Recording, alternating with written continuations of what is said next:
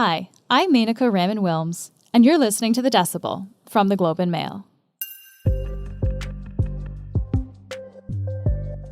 Just last week, political obits were being prepared for Britain's Prime Minister, Boris Johnson. Over the course of a few days, a member of his party crossed the floor. Can I start by warmly welcoming the Honourable Member for Bury South to his new place?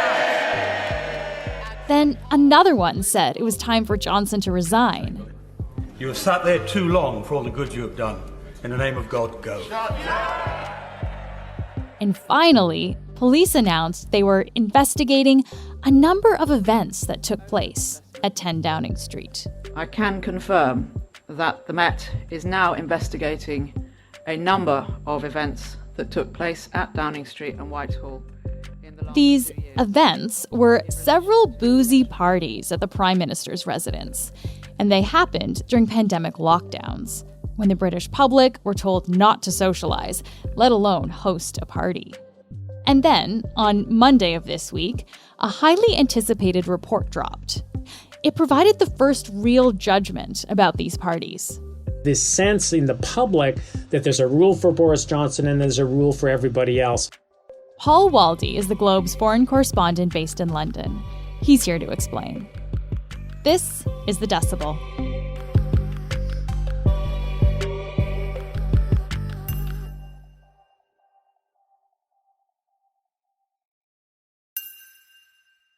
Paul, thanks for chatting with us today. Sure, glad to. So the Sue Gray report landed on Monday, finally. But before we get into its findings, can you catch us up on these parties that were happening and what Sue Gray was investigating? Well, this has been a mess right from the get-go. And we have to go back to early January when revelations of parties at Downing Street during lockdown first surfaced in some of the newspapers here. Now, at first, Boris Johnson said no parties had happened. Then he said he didn't think any rules were broken. Then he got outraged and called for an internal investigation by the head of the civil service, a guy named Simon Chase. Well, Simon Chase couldn't do the review because he was at one of the parties. So then he had to bring Sue Gray in to do the review.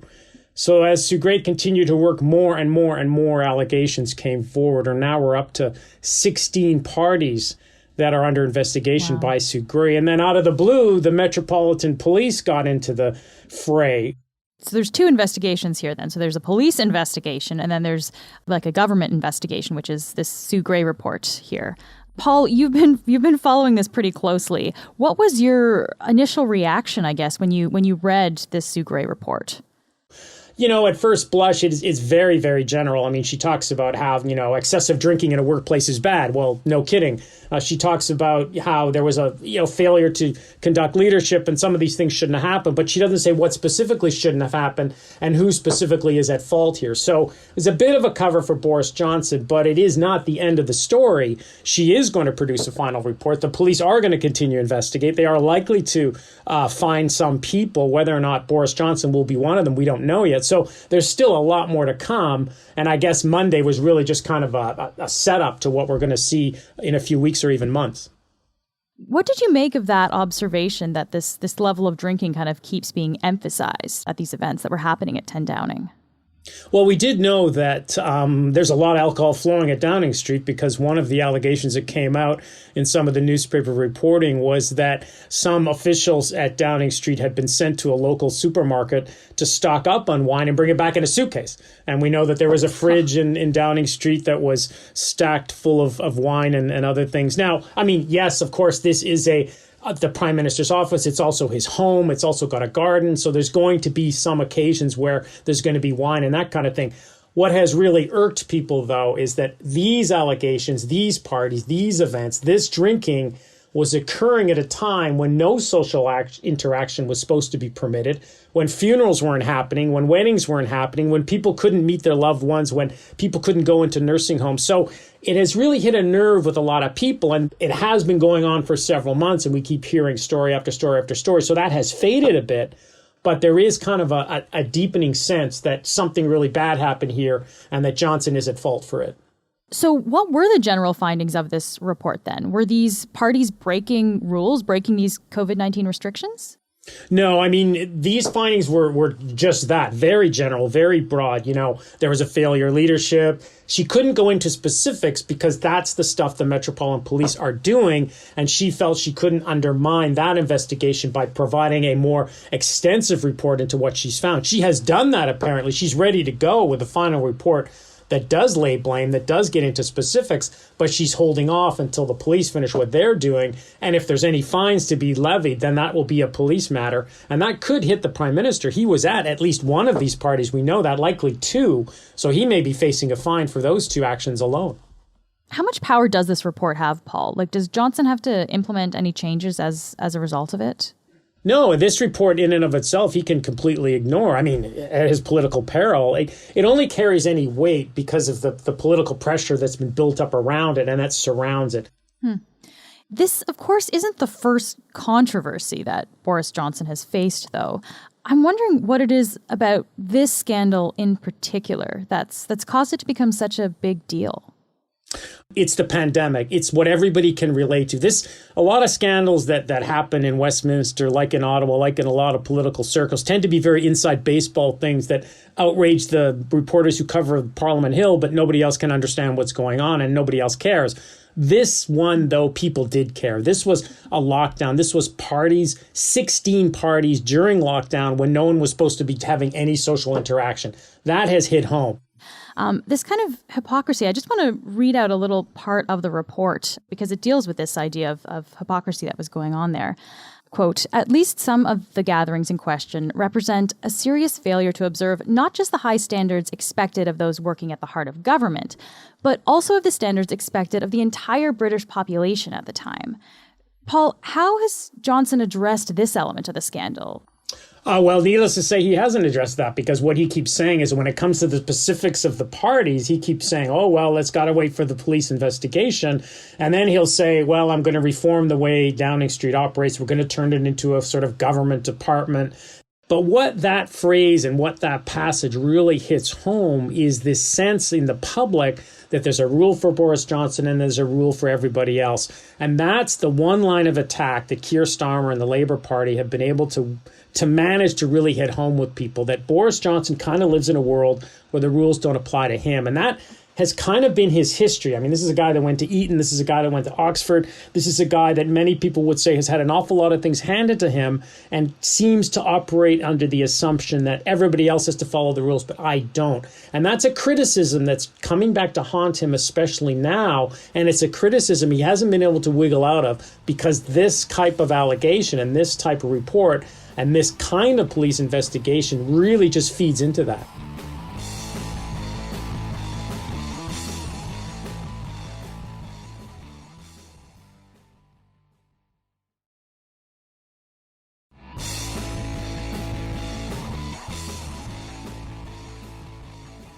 Paul, let's take a moment and talk more broadly about Boris Johnson. What should we know in terms of not just understanding the kind of prime minister he is, but who he is as a person? Well, I mean, Boris Johnson has been a political animal all of his life. You know, he started his career as a journalist and he made a name for himself reporting from the European Union. Some pretty inflammatory, some pretty wild suggestions in some of his newspaper columns that really pushed the boundaries of what reporters should be doing. So he kind of had this reputation of really exaggerating things and really pushing the limit on things. Sorry, what do you mean by that, Paul? I'm just curious. He used to pick up on EU regulations. You know, he would take a regulation and say, oh, look, they're regulating the size of bananas we can eat in Britain. They're regulating the color of paint we use on the roads and things like that. And there was maybe a half truth to it, but it wasn't the full story. It's one of those things where you pick out one thing, but in the broader context, it wasn't quite correct. So it wasn't wrong. It wasn't right. It was an exaggeration. And he built his career on that in journalism. Now, he was fired from a couple of jobs and he had a very colorful kind of career, but he did, rise to edit some important magazines. He was a hugely popular columnist, and he continued writing for newspapers up until he became prime minister. He had a regular column in the Daily Telegraph. So he does have that side of him, but that's really been his only career, that and running for office. So he was an MP for a while. He was mayor of London for 2 terms. No mean feat for a Conservative to get elected as mayor of London, so you got to hand it to him. He can be his own worst enemy, but he may yet recover from this because he is a phenomenal campaigner. He's not a detail person. In a weird way, he's the guy you want to run for prime minister. He's the guy you want to campaign for prime minister. But he's probably pretty lousy if you actually had to hire a prime minister and actually do the job. He's not very good on the details. He's not very good on the administrative side. But he sure as hell is good at getting himself elected to that position. Let's come back to the party scandal and the Sue Gray report then, because it seems like the question that's really looming over all of this is, will Boris Johnson survive this politically? Do you have a read on that, Paul, a day after these general findings have dropped? I would have said a couple of weeks ago it would have been 50-50. Now I'd say it's probably 70-80% that he will. That's simply because, again, I think the public has kind of heard enough of this. He's making this argument that we got to move on from this. We got to get into Ukraine and gas prices and energy prices and the economy and move on to more substantive issues and stop wasting time on this. And that does seem to be hitting home with a lot of people. There is a sense that, we're kind of tired of it. And I don't know that there's an appetite amongst the Conservative MPs as there was before to trigger the vote of confidence and to get into a messy leadership race, in large part because there are no obvious successors to Boris Johnson. There's no candidates out there who really could step in and take over. There's only a couple of people, Liz Truss, the Foreign Secretary, Rishi Sunak, the Chancellor of the Exchequer. They're both not exactly household names and not exactly, world beaters when it comes to running or to being campaigners. He has the ability to bounce back. The pandemic is receding here. There's virtually no restrictions anymore on anything. The economy is showing signs of life and rebounding. So if Boris Johnson can get through the next few months and the economy rebounds, the pandemic fades away, and people forget about this, he could yet survive. However, that kind of damage to his reputation, that sense amongst people that he can't be trusted, has been baked in, and his net approval rating right now is incredibly low. It's lower than Theresa May's ever was. So how he comes back from that, I don't know. One big sort of challenge for him coming up, or one kind of big hurdle, comes in May. And there's local elections here in May. There's hundreds of council seats up for grabs. If the Conservatives do badly in those elections, that could be a real sign of Tory MPs that they got a problem with Boris Johnson and they can't go into the next election with him. So May could be a really important time for him.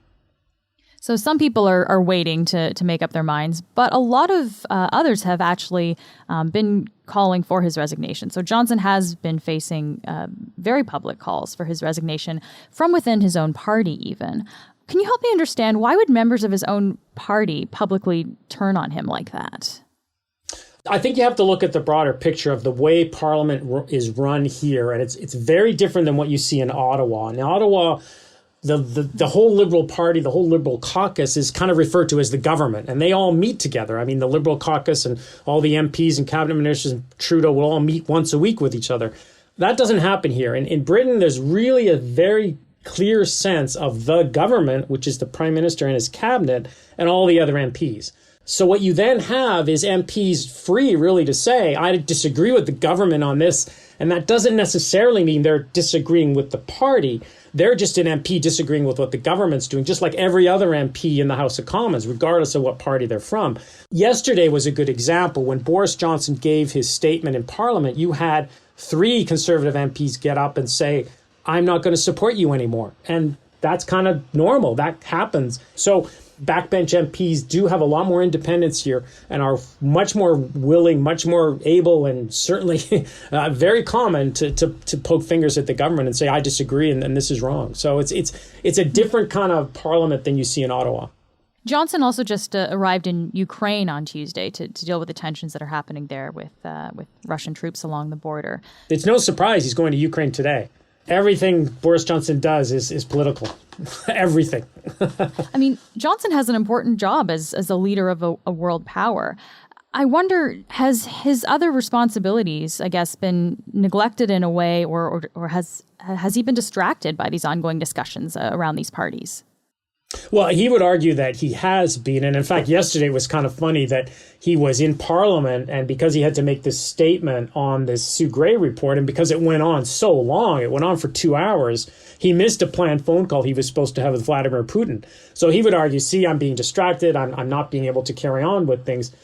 What's interesting with Ukraine is it feeds into Boris Johnson's narrative about Brexit. And again, yesterday, he also was touting a Brexit bill and touting Britain's independence from the EU.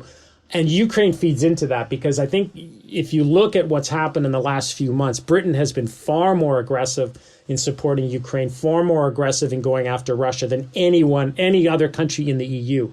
And that, again, is a sign, and Boris Johnson would say this repeatedly, that, see, it's a symbol of how Britain is standing alone and standing on its own. It doesn't have to follow the EU anymore. It doesn't have to do whatever the EU says. The EU tends to speak with one voice on these things. Britain is now sort of articulating even louder about Ukraine and about Russia because to prove to the world that it is now an independent country and outside the EU. So that whole situation does feed into Boris Johnson's narrative that he is bringing Britain into the world and bringing Britain into a new phase in its relationship with the rest of the world. This scandal was, of course, unfolding as the UK was dealing with Omicron, and daily cases were up to around 200,000 at the beginning of January. Since then, case counts have improved, and Boris Johnson recently lifted the majority of COVID restrictions. I'm curious to know, Paul, from the people you've talked to, has the lifting of these restrictions helped him in terms of public opinion? Was that a good move for him? Absolutely. I mean, one of the things Boris Johnson did about a week ago was announce earlier than he had to the lifting of all restrictions in England. And there are basically no restrictions now anymore. And the government has been very keen to talk about how they are leading the world. They're showing the world how we now have to live with Omicron and we have to live with the virus. I mean, cases are still running here at about 100,000 a day. Hospitalizations have begun to dip and they're well under 2,000 a day, which was kind of the tipping point of when the NHS gets, pretty burdened. So the government is saying, look, we know what we're doing. We're going to rely on vaccination. We're going to rely on vaccines more than anything. So that has been very much a part of their strategy to kind of get people off the Partygate thing and onto how brilliantly they're managing the pandemic. There's a lot of health experts saying this is a pretty risky move. We'll see how it pans out. But the government has certainly made it very clear where they're headed in terms of how they treat the pandemic. Does Johnson have enough goodwill with voters to ride out the scandal then? Not right now. Right now, his approval ratings are, again, lower than Theresa May's were before she was forced to resign. Whether they'll come back, I don't know. I was talking to a political scientist here who's tracked this thing for years and years and years. He said he's never seen a politician come back from the levels of negative approval rating that Boris Johnson has hit. Now, Boris Johnson is Boris Johnson. He's a unique animal. Maybe he can defy the odds and can. The problem, though, is even if he does claw it back a little bit, is he still going to be a drag on the party heading into the next election? And that's the calculation Conservative backbench MPs are making right now. What will you be watching for here? What's the next test that Johnson will face in this saga? The police. The police is the next thing. If fines are levied and whether or not they actually fine Boris Johnson. The police have handled this incredibly badly so far, and they've been now put into a corner where there's allegations that they're in cahoots and they're trying to do a stitch-up here. I'm sure they're not. I'm sure they're trying to manage this as best they can, but because they've handled it so badly, all eyes are on them now, and I don't know how they can come up with a solution that's going to make anybody look good. Paul, thank you so much for taking the time to speak with us today.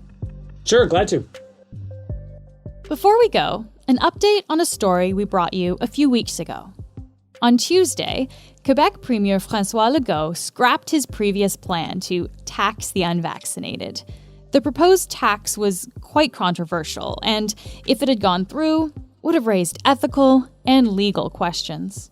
Legault said he made the decision to cancel the tax because the idea was causing division. I understand that this divides Quebecers, and right now we need to build bridges to listen to each other. Quebecers must unite. Okay, that's it for today. I'm Menaka Raman-Wilms. Our producers are Madeline White and Cheryl Sutherland. David Crosby edits the show. Kasia Mihailovich is our senior producer, and Angela Pacenza is our executive editor. Thanks so much for listening, and I'll talk to you tomorrow.